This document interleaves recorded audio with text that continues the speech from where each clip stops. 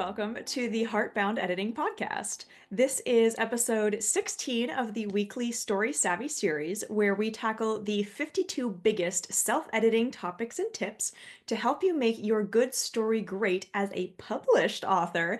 Asks me, a developmental editor, all of the questions that you've wanted to. My usual co-host, Agnes, and I have covered a bunch in this series so far, including last week's episode on checking your narrative style choices like tense, person, and POV. Today, my temporary new co-host and I are going to take a look at story momentum, specifically around the protagonist's goals. By the end of this episode, you'll hopefully feel confident identifying whether you have a good, strong protagonist goal, if that goal or those goals are working, and if not, have a solid idea of how to improve them. Joining me to ask all of the questions is my friend and editing partner, Isla Elrick, and she's also a romantic fantasy author of several series I adore, including the Guardians of the Fae Gates. Why don't you tell us a little bit about you and your writing before we dive in with our first question? Hi everybody. I'm Isla. I'm 28. I'm based in Central Maine. I have two dogs named Buffy and Drax, and they're the cutest. They are my babies. Like you said, I'm a romantasy author. In my books, I love weaving folklore and literature with Gothic influences, and I'm excited to be here today to tackle this really vital aspect of good story pacing and interest. And pacing is one of my weak points, so I'm very happy. I think it's very funny that I'm here for this one. I'm very excited. Glad it will be helpful. First question. By what point in the story does my protagonist need to have an overarching or global goal? You can find lots of different answers to this question depending on where you go looking, but I've got two in mind from my experience as an editor. Answer one is as soon as possible. Ideally, the first page. I love it when I start reading a book and the first paragraph, it's like, oh, this is their goal. Awesome, I can run with that. Answer two is you want to have that goal in place and clear to the reader to some extent. As soon as there aren't other aspects like really solid action serving as noticeable momentum moving the story forward. So if your story opens with really exciting or bizarre things happening that are going to catch that interest, you don't really need to introduce that protagonist goal until those interesting aspects start diluting or fading off once the book really gets going. Um, I just want to say here as well that having a good, strong goal on top of exciting or bizarre action is almost never a bad choice. So you can do both, but you can also usually get away with one or the other. All right. Question two. By what point in the writing or editing process do I, as the author, need to know what my protagonist's core goal and smaller goals are? In my opinion, not until the self-editing stage. I Okay. think that it is often easier to see what your protagonist's driving goal is or was in retrospect, looking back at what you actually ended up writing, and put in the work to clarify and strengthen it in edits than it is to try to write it in while you're drafting. So this is the right point to figure that out. Figure out what your protagonist's core goals are if you haven't already. And to do so, if you don't know where to start, I suggest the following. What does your protagonist want, which consciously affects the choices that they make? This can be anything from attention to freedom to wealth, fulfillment, or more tangible things like a specific object or a specific role at work, position at work. If you are struggling to answer these questions looking at your manuscript, you can try taking this more into a hypothetical sort of brainstorming space. If your protagonist were to make one wish to a genie, what would that be? What would that wish be? Or if they were to have a dream where they had achieved all of their goals, what would that dream be about? Just write down a bunch of answers until you feel like one clicks for the story or for the scene, whatever level you're looking at. Then the goal in your self editing is to thread that protagonist's goal through the whole story or as much of it as you can. What that will do, hopefully, is give the story momentum to further avoid plotting or directionless observation, as I've talked about in previous episodes.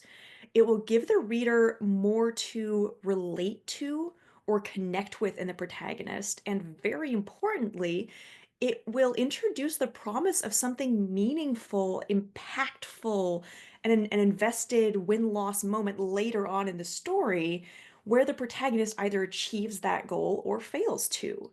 That, as much as anything else, is what gets readers to keep reading and finish the book. Actually, talking about the genie reminded me of in musical theater, there's this idea of an I want song. So when your protagonist is introduced, they almost always just cut. Obviously, musical theater is much more literal than a book, but Sure. they always come out and say like exactly like what their goal is. That just Yes. reminded me of so, ask yourself like if this book was a musical, what would your character's I Want song be? I love that. Absolutely. So does the goal have to stay the same throughout the book? At what point or in what circumstance would it be okay to shift a goal if it's okay at all? I'm so glad you asked that. So it's fine to use a chain of smaller goals if you need or want to, but I do suggest that they all stay in the same theme or like a progressive list of goals, one chaining into the next towards whatever the climax goal is. So, for example, perhaps the first goal for your protagonist, I'm going to go for a high fantasy setting here, is to win an archery contest. But then the contest gets canceled because war is declared. So the goal then becomes to get accepted into an elite regiment of archers in the army. Once that's achieved, then the goal is to show off and get promoted, then Mm. to survive the battle, and then to win the war, and then eventually to personally shoot the evil king on the other side. That kind of progression where you can see, all right, well, it reached this point, so now it's going on to this goal, just chaining all the way up. But you can still see there's a connection between I want to win an archery contest and I want to shoot the evil king in the face. So Mm-hmm. the second part of your question has a couple of very specific answers about when it's appropriate to do this.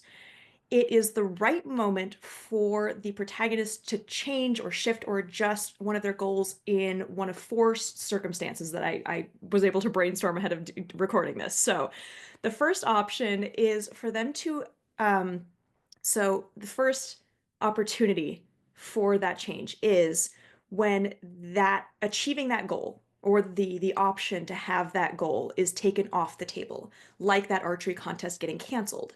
That's outside of your protagonist's agency. They don't get to control that. So it's taken off the table, which means that goal is no longer achievable. They need a new one.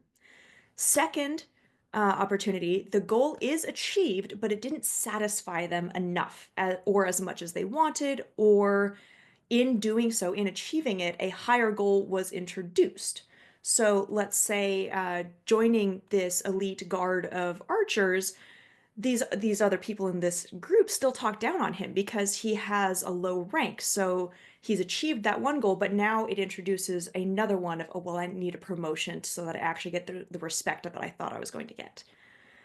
Third, the protagonist has some sort of moment of revelation, disillusionment, or introspection, which shifts their mindset towards a higher or more important or more meaningful goal. For example, we're talking about the same protagonist, realizing that just wanting to survive that battle or that war is still going to leave a lot of other people hurt or killed, or worse, if the other side wins and enslaves the protagonist's people. So winning the whole war becomes the better goal than surviving the war. Fourth, and finally, for when it's appropriate to shift from one goal to another, that moment can be where the protagonist needs to make the goal that they're chasing either more generalized and more vague in order to continue pursuing it, or make it a lot more specific and narrow in order to continue pursuing it. So, For this same protagonist, maybe that is narrowing down from I want to win the war, which is hard for one person to do, to I want to shoot the evil king in his face because I don't think the Yeah. war can continue without his leadership. Those are the four options that I've seen and personally used for when it's a good moment to shift from one goal for the protagonist to another. Yeah. And I think shooting the evil king in the face is probably a more relatable goal, especially lately, maybe, perhaps, uh, than winning the entire war. So that makes sense. Yeah. So what can we do in scenes or chapters where the big overarching goal isn't really present or usable because the story got sidetracked, like the scene is a subplot, or you're doing like a soft moment, like a break from the action or character development? Or is it just not, I mean, I get what you're if asking. it's I totally get what you're yeah, if it's asking. not doable to always be tying things to the global goal. Yes, and this depends a lot on genre as well, because high action stories are easier to keep that core goal just centered at all times, whereas softer Yeah. genres like contemporary romance definitely you need to back off that a little bit. So, Yeah. my suggestion here is give your protagonist a very tangible one scene goal, which will meet an immediate need. If you can connect that to even obliquely to that overarching goal, that's great. But sometimes other goals do need to come up, especially in those softer moments. So, for example, let's say our hypothetical protagonist's overarching goal at this point in the story is to win the war. Well, in one of those specific scenes or chapters, that might look like a smaller one scene goal of he needs to get an audience with the generals so we can tell him his idea, Mm. or maybe he gets lost out on a scouting mission into enemy territory, and the one scene goal for that scene, that chapter, is survive. Just Mm. live through the Yeah. storm and not die of starvation or thirst or whatever those stakes are in that moment. And even if you can't tie it in, because both of those examples do kind of tie back up to I want to win the war, Mm. making your protagonist hungry with a goal of food, or thirsty with a goal of water, or alone with a goal of meeting up with a friend, any kind of connection, is going to really, really help with your momentum on that page for that Mm. duration. Again, it's about introducing stakes of any kind and a win-loss scenario either in that moment or down the road, complicating the events happening and making them much more interesting and keeping the story on a clear path towards something. And Mm. again, it can be a Mhm. glass of water. It can be making it to school on time. As long as there is some goal, however small, it's going to keep your readers a lot more invested. Mm. Okay. I remember when you were developmental editing Daughter of the Moon in the first chapter, you were like, can something happen? Just anything? Like, can she just want anything? And I was like, I guess. Yeah. I Yeah, I and that's the guess. thing. Like your descriptions were great, but there wasn't a direction for it because Hmm. there was no goal sitting out there of, well, she needs to fully wake up or she needs a glass of water. Yeah. And having anything, however small, is really going to help, especially in the first chapter or the first, Yeah. half of the book. Yeah. Even if you're just getting to know characters. Yes. Yeah. So, what are some common mistakes people make when writing in regard to their protagonist goals? So I've got a short list in my head for this one. The goal is introduced too late, which I think was the case with yours because your protagonist did have a great goal later on, but it took Mhm. a while to come up or be established. Yeah. Second mistake would be the goal is never specific enough.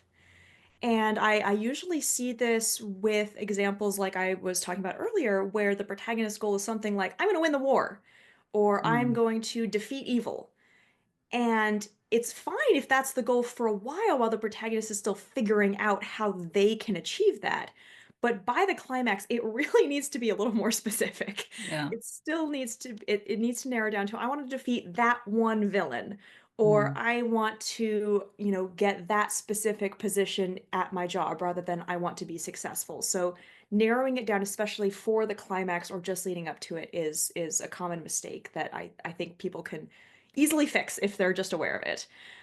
Number three would be the protagonist gets too distracted from whatever the core goal is that you established and ends up on this little side quest that has nothing to do with that goal path that you established. And the problem with that is that it makes the protagonist seem very inconsistent.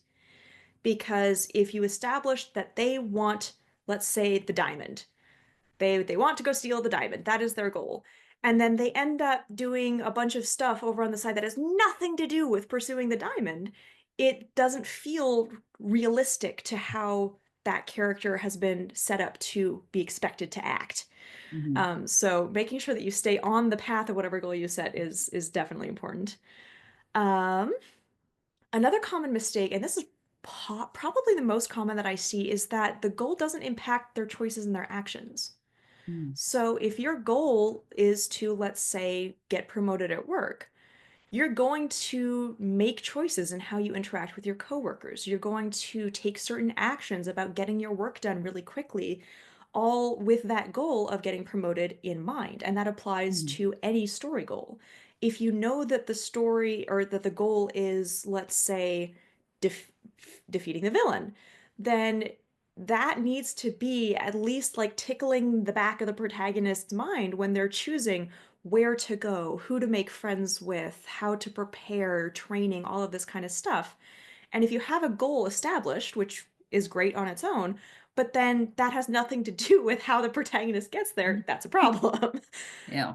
Another issue would be the goal is executed by secondary characters. So you have a goal established, let's say defeating the evil king, winning the war. Mhm. And then a bunch of secondary characters, the best friend and the mentor and the young cousin or whatever are the ones that actually achieve it. That's not going to serve the story as well as it could. Very much connected to that, a common mistake that I've seen, or somewhat common, is that the goal comes from secondary characters. And this is Mhm. often a mentor character who says, "Hey, you need to go defeat the evil king." That's not going to serve the story or your readers as well as if that goal comes from inside the protagonist in any kind of way. So when it feels more like the protagonist is a tool in someone else's hand who actually has the Mhm. goal, that's going to make the story feel like perhaps this person who actually holds the goal and gave it to the protagonist should be the protagonist. Mhm. I got a couple more here, so I'll bash through them as quickly as I can. The if the goal costs nothing to achieve, then it's a weak goal, and you should look for something that perhaps requires sacrifice, be that staying up late or the time it takes to walk from one room to another to get a glass of water. If there is no cost to it at all, then you probably need to strengthen that. And then lastly, obviously it's an issue if you don't have any goals for your protagonist, but it's also an issue if you have too many. And Mhm. this one's rare, but I have seen it in some of the work that I've edited. And the problem with your protagonist having too many goals is you then have too many paths, all trying to go Mhm. parallel at the same time.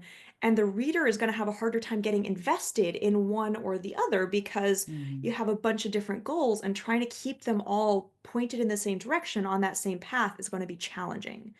So if your protagonist has five different goals that they are chasing through all of the different scenes, then you kind of need to decide which one is most important. That is different from having a chain of goals where one is achieved and then a next starts, or one is taken off the table and then a next starts. So a Mhm. chain is fine, but having multiple going across the whole story can be distracting and polluting the storyline. Gotcha. So what would you say is the distinction between the like side quest thing you were talking about where the arc they go on has nothing to do with Mhm. their end goal and the sort of like mini goal or like chain of goals? Like for instance, say you want to kill the king, that's your end goal. Yeah. And then your friend gets kidnapped or whatever, and then there's sort of an arc of having to save your friend from whoever kidnapped them. Would you consider that is that like too divergent, or what would you say the distinction between those two ideas is? That's a great question. So what I would say there is if you want to err on the side of caution, Make it so that the friend who gets kidnapped is in some way important to defeating the king. Mhm. And that will just keep everything on the path. If you don't want to go that direction, then what you can do is make it clear that the protagonist is choosing between defeating the king or saving their friend in that moment. And because they choose to go off of their goal path, because they choose to save the friend, have them pay a price for it. Have them miss an opportunity to assassinate the king weeks earlier than otherwise because they went to save their friend. If you can make it connected either through the goal or through a cost for abandoning that goal, that's going to keep it all on the same path. And when your protagonist gets back from saving their friend who got kidnapped and sees that there was a cost, that brings everything right back into that goal, and the Mm. readers will still be locked in. Yeah, it will also raise the stakes Yes, as well. absolutely. Yeah. Because you're like, well, I mean, damn, now I've lost my opportunity. So I Yeah. really have to work for it now. All And right. perhaps, seeing how the friend was treated by its Yeah. kidnappers is going to up the stakes in that person and make them realize, no, I really need to go kill the king after seeing what they did to Yeah. my friend. So Hmm. there's lots of ways that you can tie just about anything you want to back into that path, but Yeah. knowing what the path is and what the goal is how you're able to do so. Right. Yeah, I'm a big fan of third act like random arcs. So that's actually very helpful for me. Thank All you. right. All right, so how does the inciting incident that kicks off the whole book need to connect to the main goal, if it needs to connect to it at all? And if it does need to be connected, do we need to figure out the global climax, inciting incident, or the goal first? So, the inciting incident for the book should be connected in some way to the eventual climax down the road, regardless of the protagonist goal. And we've talked Hmm. about this in some earlier episodes, Agnes and I talking about how those sort of need to connect thematically. So from that standpoint, yes, whatever goal gets the protagonist to the action of the climax should in some small way at least appear in the inciting incident. However, this can be in the form of that sort of chain goals that I was talking about, where the goal that they have in the climax, shoot the king in the face, is not the same as, the inciting incident of Hmm. entering an archery contest, but you can see the connection between them. Yeah. Hmm. You can also use a primary and a subplot to do this, but with just, two or three tops. Very few romances, for example, have an opening inciting incident goal of I want to fall in love. In Mm. fact, it's a pretty common trope that I personally enjoy of the story opens with both protagonists going, "Oh, I'm never going to fall in love. That's Yeah. terrible. I never want to do that." So what you need to have there is you have a primary plot of the romance, and then you have a subplot of I want a promotion, or I want to get new, credentials for my work, or I want to move back to my hometown. And what you do is you use the subplot goals of I want to do XYZ, I want to achieve XYZ as your opening momentum goals. And then eventually, through that romance arc, they have morphed into a situation where you have that primary goal of I want this person and they're happily ever after with me versus the goals that they had at the beginning. And often there's a trade-off there. Often you have to either give up the promotion to move in with your happily ever after or something like that. So using a primary and a subplot that are moving in the same direction together, but have a different set of stakes, I suppose, can help you introduce goals before your genre goals start coming in, like in romance. That being said, and the answer to the last part of your question there, if you do want all three of those aspects, so the climax, inciting incident, and goal to be connected, then I personally recommend figuring out in that order. I suggest figuring out the climax first because that's where everything needs to come together in the most satisfying way possible. Mm. And figuring out or self-editing the inciting incident after that can be very helpful in reverse engineering that from where you know you want it to go, and then you can figure out where it needs to start. Yeah. And then layering the protagonist goals comes last, as that's much more subtle and sort of between the lines elements for the action that you've already hopefully gotten working pretty well between the climax and inciting incident. So you've mentioned the connection between the protagonist's goal and story momentum. Mhm. Is the momentum the same thing as pacing? Sort of. Pacing is largely how slow or fast a scene or chapter feels and how you balance those ups and downs. Like we talked about in episode 13, it's a lot of the fast and slow, up and down, exciting Mhm. and ponderous. Momentum is more about keeping the story driving forward along a specific road, regardless of the speed at which it is driving in that chapter. Both are very much important to the reader experience, particularly them wanting to keep reading through to the end of the story. But momentum is more about keeping things enticing that reader forward than it Mm, is about balancing adrenaline or breathing room. mhm. I think that's a lesson that a lot of authors need to learn, honestly, because I've read so many books lately that are just action, action, action, action. Mhm. And like it moves the story forward technically, but it's just like, I mean, all right. Yeah. They both have It's just, purpose, but they're not interchangeable. yeah, yeah. So what if my protagonist doesn't really even know what the global goal is until the climax? They still need a driving goal to get them to the climax. Twisting what's at stake or what's on the table to be won or lost in the climax is a very fun choice. I especially love seeing that in like fantasy action when they Mm-hmm. get to the climax and it's not what they expected. Mm-hmm. But you still need the protagonist to be chasing something solid to even get them into that situation Yeah. where you twist things. So whatever the protagonist was chasing up to that point still needs to be won or lost, in addition to whatever the global goal that only gets recognized or explained in the climax. All right. So, does the goal need to be achieved by the climax, though? Is it Mm. okay if they never achieve their goal? It doesn't need to be achieved in the climax, and it's fine if they don't win whatever the goal was that they were trying to. But I do suggest using something else to balance against it if you're going to have them lose in the climax. I Mhm. talked about this a little bit in an earlier episode in the series, but a bittersweet climax can be a great choice.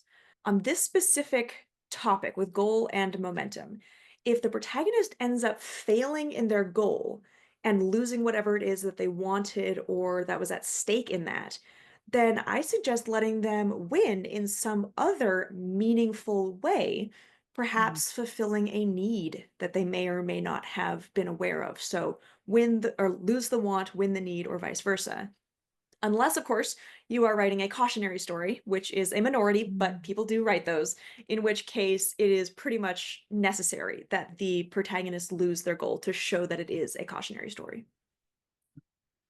Yeah, I'm a fan of not giving my characters what they want at the end of the book. So But yeah, you that balance it pertains to out. You me. you have some Yes. positives to keep things balanced, so it's not just, "Oh, that was a bummer." And Well, that's exactly the goal. yeah, I certainly hope so. Yes. All right. Well, I know we need to wrap up, but I do want to ask one last question. Do we need to have an internal goal and external goal? Is it important that they achieve both? Yeah, so this is very much connected to what I was just talking about with a want and a need. So the short answer to your question is no. One or the other at any given moment is totally fine. The longer answer is you can use both to balance that bittersweet mix, Mhm. and you can use that to have that primary and subplot, like I was talking about with a romance. It's kind of up to the specific author and what kind of story they want to write.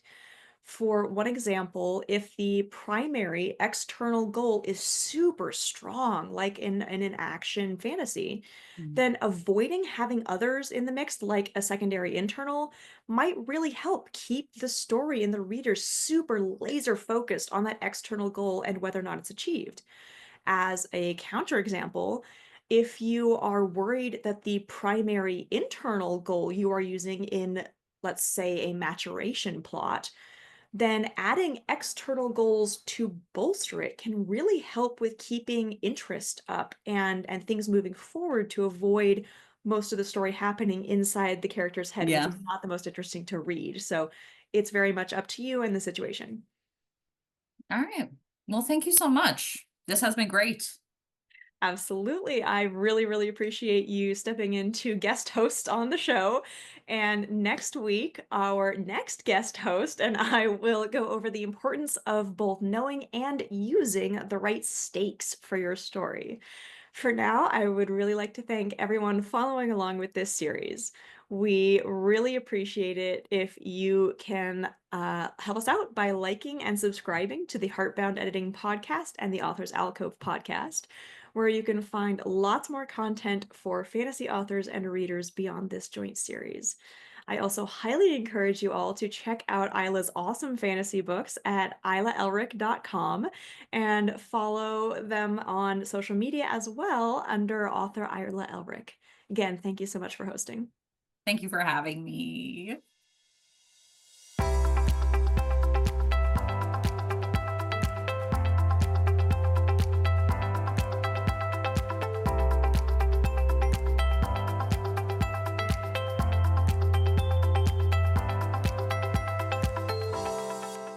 Thank you so much for listening to the Heartbound Editing Podcast. I look forward to bringing you more content to help you make your good story great so it can change lives and change your world. Follow along to hear more, or visit my website linked in the description to learn how I can help you and your story to flourish. See you next time.